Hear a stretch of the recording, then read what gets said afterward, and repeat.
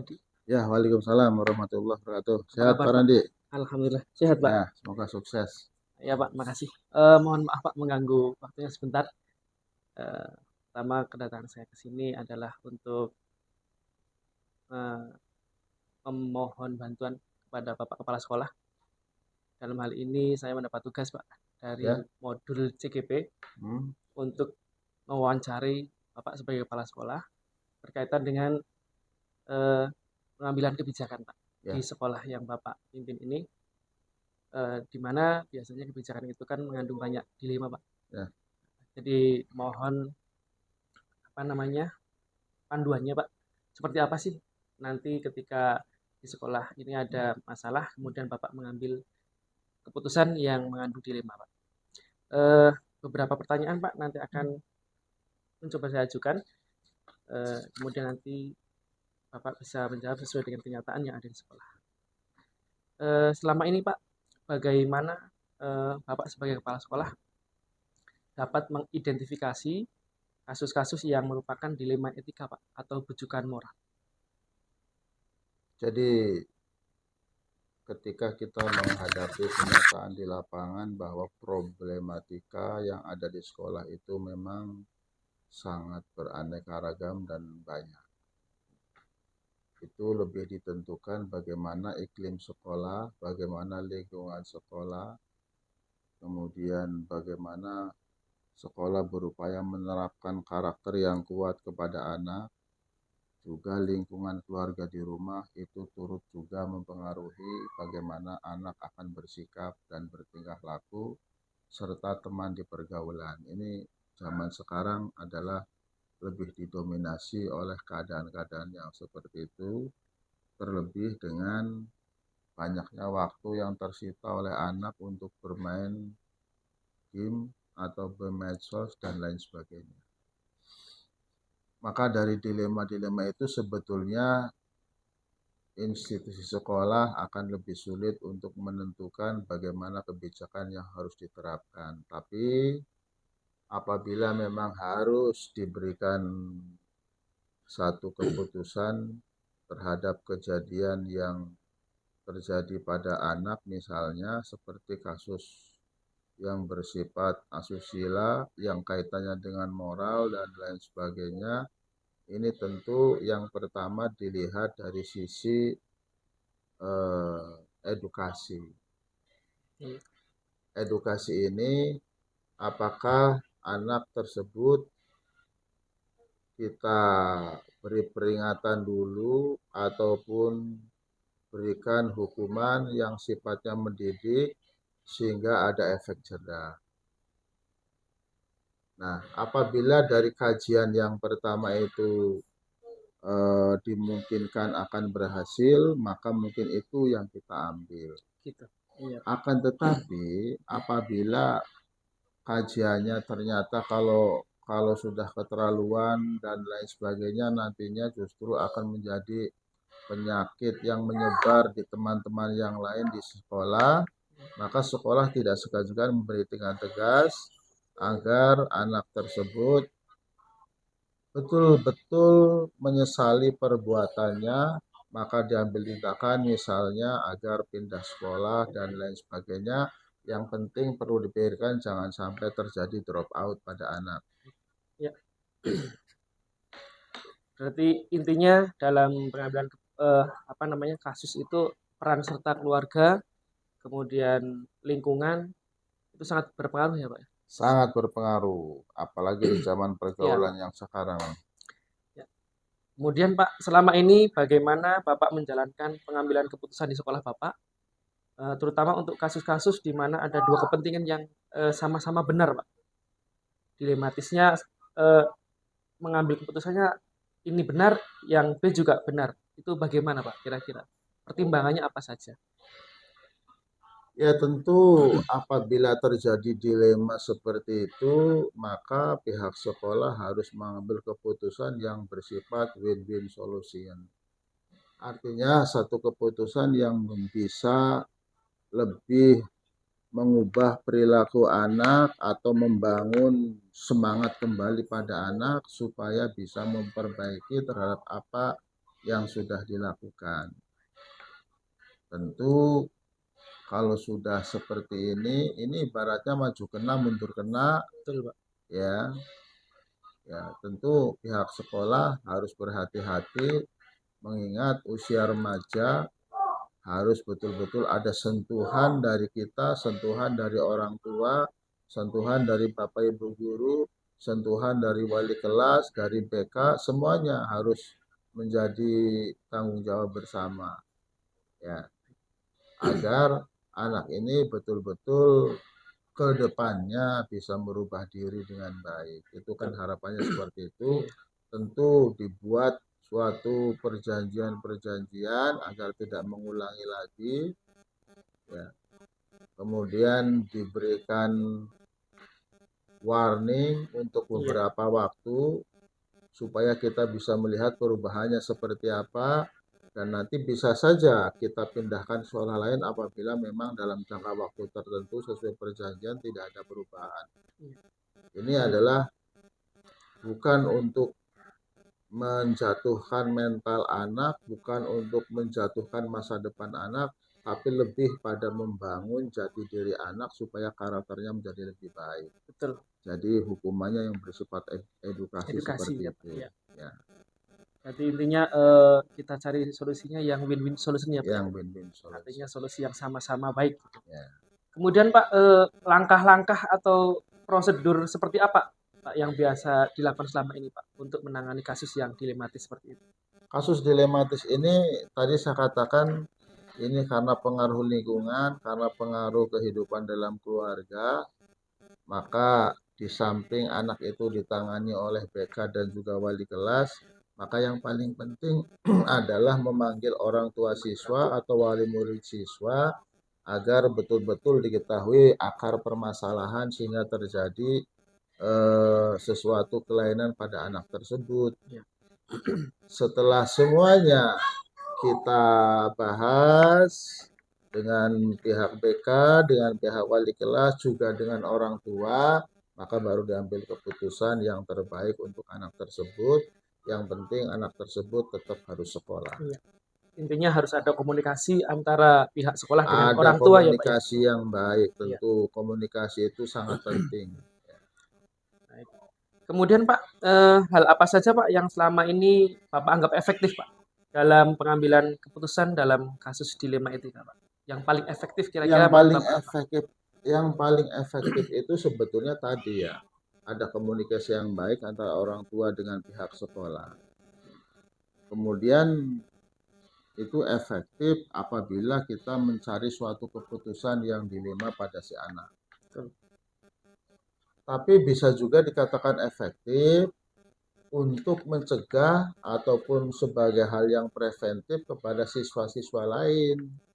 Kita bisa saja mengambil keputusan ekstrim, anak tersebut dikeluarkan dari sekolah untuk memilih ke sekolah lain atau kemana supaya betul-betul ada efek jerah. Ini juga bisa dikatakan efektif. Jadi ada dua macam pilihan.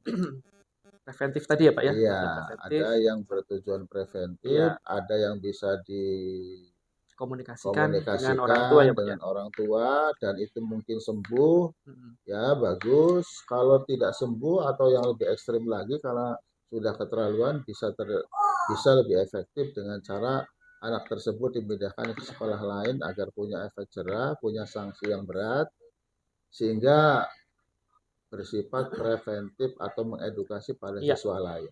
Jadi artinya dijadikan pembelajaran untuk siswa yang Jadi lain ya Pak ya? pembelajaran bagi siswa lain itu lebih penting juga. Iya, baik.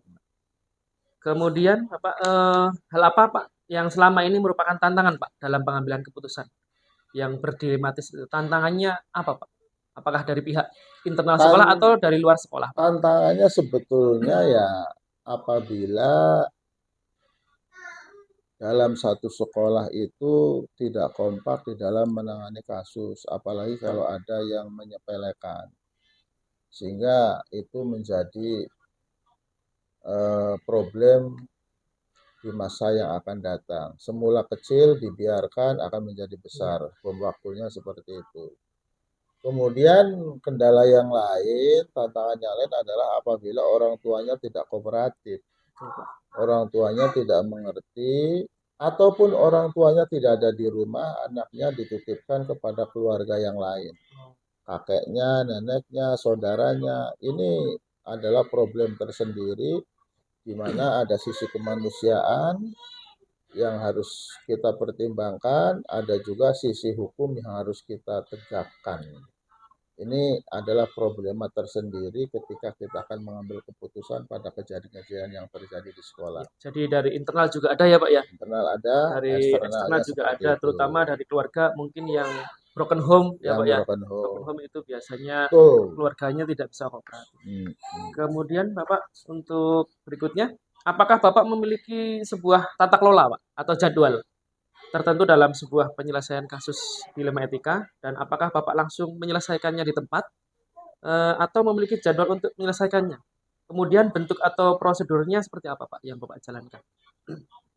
Sebetulnya kalau yang terjadwal itu bukan pada penyelesaian kasusnya. Yang terjadwal itu bagaimana kita memberikan arahan kepada semua siswa yang ada agar mematuhi aturan yang berlaku. Ini tentu secara berkala terus-menerus kita lakukan. Kita tidak boleh berhenti untuk memberikan arahan yang terbaik pada anak-anak kita. Betul, Akan tetapi apabila ada kasus, ya tentu prosedur kita tempuh.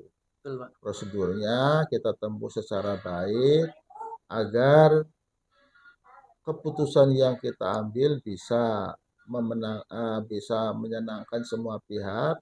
Orang tua mau menerima, si anak juga mau menerima, sekalipun itu keputusan yang paling jelek misalnya. Iya, Ini artinya bahwa kita harus bekerja secara kolektif, bukan bekerja sendiri, tapi kita juga memanfaatkan dan menggerakkan unsur-unsur yang lain yang iya. berkaitan dengan kenakalan anak itu. Berarti ketika ada permasalahan sebisa mungkin pada saat itu bisa diselesaikan ya Pak ya? Tidak Diselesaikan, ditunda-tunda gitu, tidak tidak berlarut-larut, itu berlarut-larut. paling penting. Iya, agar semuanya bisa clear ya Pak ya, biar Eh, tidak memperpanjang.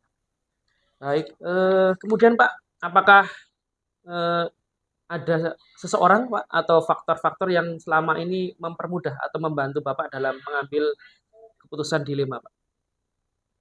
Jelas itu dalam satu institusi sekolah ketika kita akan memutuskan sesuatu, ketika akan memberikan kebijakan dan lain sebagainya, tentu tidak bisa berjalan sendiri. Seorang pemimpin tidak akan berhasil kalau bekerja hanya sendiri, maka semua stakeholder yang ada adalah sangat diperlukan dan semuanya membantu kita untuk menjalankan tugas sehari-hari termasuk memutuskan hal-hal yang harus diselesaikan. Stakeholder itu bisa jadi di internal sekolah maupun yang eksternal sekolah. Internal sekolah tentu struktur organisasi yang ada bisa PK-nya yang berperan dengan baik, pembina OSIS dan kesiswaan juga berperan dengan baik, wali kelas juga berperan dengan baik. Itu semua membantu. Kalau Masukan-masukan, iya, kemudian laporan-laporan, dan perbaikan apa yang harus diambil, semuanya itu membantu kita dalam mengambil keputusan. kalau dari eksternal sekolah Pak, pihak Eksternal sekolah itu terkait dengan hal ini tentu bagaimana masyarakat dan lingkungannya itu bisa membantu sekolah untuk saling mengontrol, saling mengawasi terhadap perilaku-perilaku si anak ketika pergaulan di luar sekolah. Kalau dibiarkan, zaman sekarang kan banyak komunitas-komunitas remaja, komunitas-komunitas anak muda yang konotasinya negatif. betul, betul, Kalau yang komunitas konotasinya positif tentu kita dukung. betul, Masyarakat juga harus mendukung. betul Pak, Tapi yang negatif yang lebih banyak itu masyarakat bersama-sama harus mengontrol. betul Pak. Orang tua juga harus mengontrol. Artinya harus ada kepedulian ya Pak dari Ada masyaraat gitu Pak. kepedulian, tidak boleh Iya. dibiarkan. Baik Pak, dari semua hal yang telah disampaikan Pak, Bapak sudah terbiasa untuk mengambil keputusan tentang dilema etika ini Pak. Kira-kira Pak, pelajaran penting yang bisa disampaikan untuk saya apa Pak? Dalam pengambilan kebijakan yang berdilema ini Pak. Jadi Pak Randi, saya ucapkan selamat, semoga sukses dalam Amin Pak. mengerjakan tugas-tugas yang sedang dihadapi sekarang. Tapi setidaknya ada beberapa hal yang harus jadi pegangan bahwa setiap hari, setiap saat kita hakikatnya sedang belajar. Melalui apa yang kita lihat, melalui apa yang terjadi pada kegiatan-kegiatan di sekolah maupun di luar sekolah. Nah, semua harus menjadi pedoman. Kemudian yang kedua adalah pentingnya kita atau Pak Randi mengikuti ataupun meniru, mencontoh, menteladani apa yang baik harus ditingkatkan, yang jelek harus dikoreksi, dan kemudian disempurnakan di kemudian hari. Ini adalah bentuk evaluasi. Harus ada.